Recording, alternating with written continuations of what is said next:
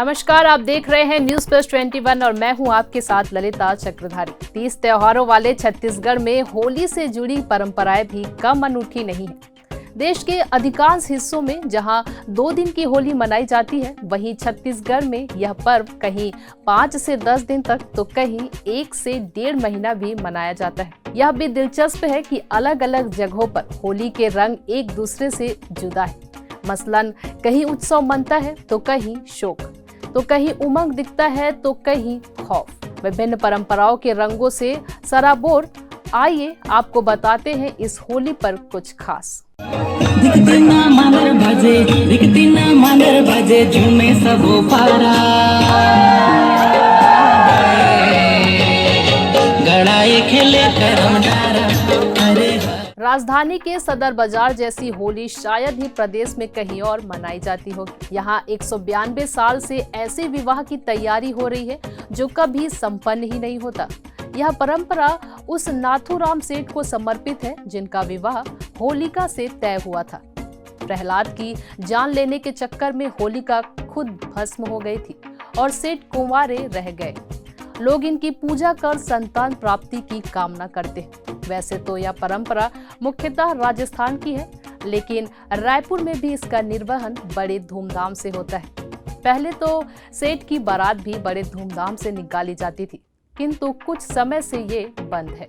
उत्सव और शोक की दंतेवाड़ा से ये अगली कहानी आपके लिए देखिए। दंतेवाड़ा में होली 1-2 दिन नहीं बल्कि 45 दिन का होता है। इसकी शुरुआत बसंत पंचमी के दिन दंतेश्वरी मंदिर के मुख्य द्वार पर त्रिशूल स्तंभ की स्थापना से होती है।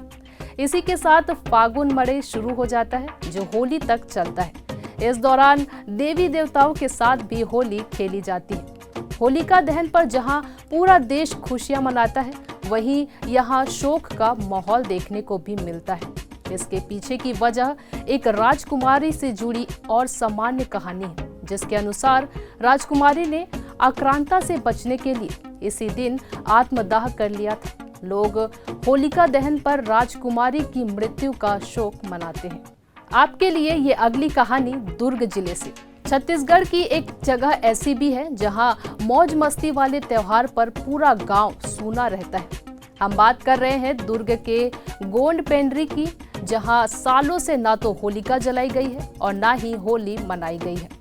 इसके पीछे का कारण बुजुर्गों का एक फैसला है जो दशकों पहले से लिया गया था। उसी फैसले का मान रखते हुए ग्रामीण आज भी होली से परहेज करते हैं।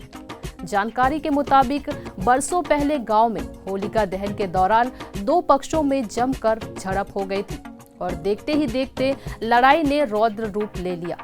बुजुर्गों ने तभी से होलिका दहन और होली ना मनाने का फैसला लिया। और अब धमतरी से यह अंतिम कहानी सिर्फ आपके लिए। धमतरी के पास तेलिन सत्ती गांव में ना तो होली मनाई जाती है, ना होलिका जलाई जाती है।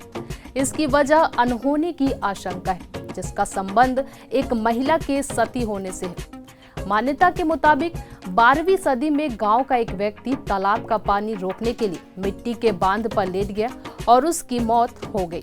तब से गांव में होलिका ही नहीं बल्कि रावण दहन और चिता जलाने की भी मनाही है।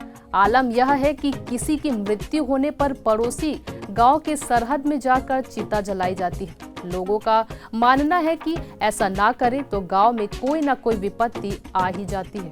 आपके लिए ये खबर लिखी थी हमारे साथी अविनाश दुबे ने। इसी तरह से जानकारी से जुड़े रहने के लिए देखते रहिए न्यूज प्लस 21। आज के लिए बस इतना ही। होली के इस पावन अवसर की आपको ढेर सारी शुभकामनाएं। हैप्पी होली।